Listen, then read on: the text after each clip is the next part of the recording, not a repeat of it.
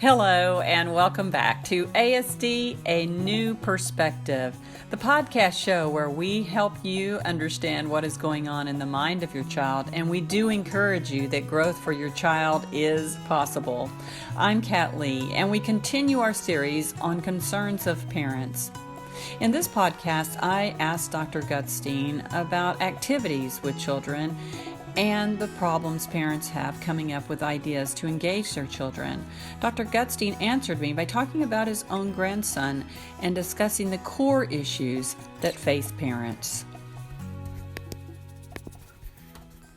I think the message they're really saying is this child is not willing to be an apprentice.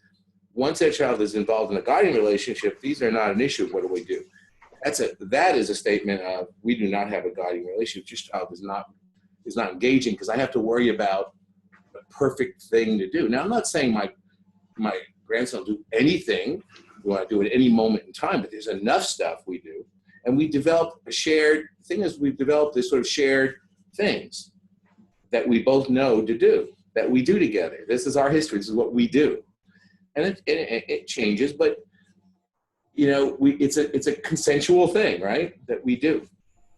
And it becomes very affirming of our relationship. Now, I think that's the message is what that parent is really saying, if they're really worried about activity, is my child doesn't really want to be participating with me as an apprentice. They won't, it's the activity that has to be important, right? Not me and that person, that child, because we do, mopping, sweeping. I mean, I had to, I'll tell you, my cat kept peeing on the floor, and I had to spray in it, the rug. And finally, we're getting cardboard because I can't stand it anymore. And we were participating together in spraying the pee stain killer, or whatever, the pee killer, I mean, that was fine too. It didn't matter, right? I mean, you do it. He wants to do it because he wants to be more confident. He wants to, he wants me to basically help him to be more the vacuum cleaner. He's still a little bit scared of it, but he will turn it off when it's on. He learns to push the button to turn it off. And he really gets, he's learning how to twirl the cord, put it away. And he's learning how to push it himself into the closet. 21 months. So vacuuming, and it's like, right? And who would think that would be a collaborative activity, right? Well, it's not a gimmick. See, that's the other thing is it's not like, it's not some weird thing. It's the thing that he's excited about. It's not like say, we're going to do vacuuming today. No, I don't want to. Imagine if that's what you're dealing with, a parent, then you're going to think about, if only I have the right activity, right? He won't say, no. But the paradox there is, of course, if you have to search for the right activity, then you're not important. It's the activity. You've lost before you started, right? And, with my grandson, it's like, I tell him something new we're going to do, and he says, oh, yeah, he doesn't even know what it is yet. He has no idea of what the words mean. We're going to go do this. And, as long as it's not overwhelming for him, and he has a role where he can be somewhat competent, it's fine. It's no matter what it is. It can be the most mundane thing in the world, right? Mm-hmm. And that's what people have to understand is that, again, it's back to those expectations that if you haven't experienced what you should expect as a parent, if your child is involved in engaging with you, seeing you as their guide, as the road to being competent, as the road to growth, then you're going to get worried about activities, right? And I used to be silly about it. And I used to say, here's 1,000 activities you can do. And I tried to anything I could think of in the world, I would just put down, which was true. And people didn't get it, or they thought I was mocking them. And I stopped doing that. And now I say, well, I say this instead. I say, I think you're fine. I think you know exactly, whatever activities you have are more than enough. Problem is the activities, is that child is not enthusiastic. And then I'm just excited to learn from you, right? Participate with you and grow from you. And to see the little pieces of growth. And I'm able to do that with my grandson and say, oh, look what you did today, this little tiny thing. Little tiny thing you did, And because I'm with him enough times a week, I can see those little pieces, right, of growth.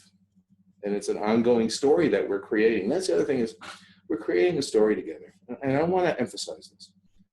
we are creating a narrative together. He doesn't have narrative yet. He's too young. We are creating a story of our ongoing time with each other. It's a story of, we used to call becoming, of growth, of where we were, where we are, where we're headed. And he's aware of that, even at that young age, that we get together and there's a continuity. It may not be the exact same activity, although sometimes we do continue to do the same types of things that are more routine things. That, we make a little bit of movement here and a little bit, and he grows in this, and he's able to do a little bit more of this now. You certainly don't want to change those activities. I mean, if you change him up, he'll never get to see his growth. He'll never get to see able to take on more responsibility and more things. But we're creating a joint narrative, a history together, right? And I think we're talking about parents who haven't been able to do that with their child yet. And so, they're thinking that if I just add enough activities, different ones, which would be the opposite of what I tell you to do, right?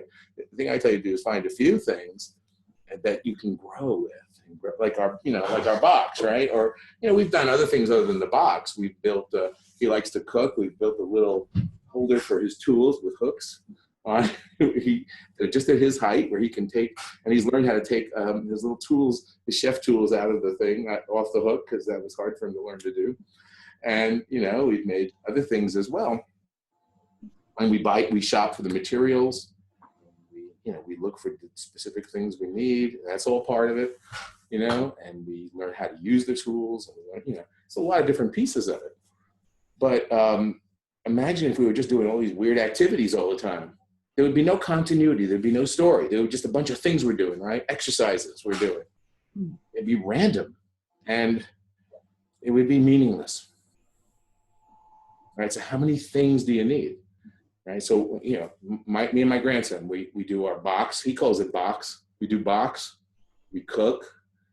We do the garbage. We do that. We do sort of household cleaning, and he wants to do it. I don't make him do it. Whether it's vacuum, sweeping, that stuff. Let's see, what else do we do? Shopping. We shop for stuff we need.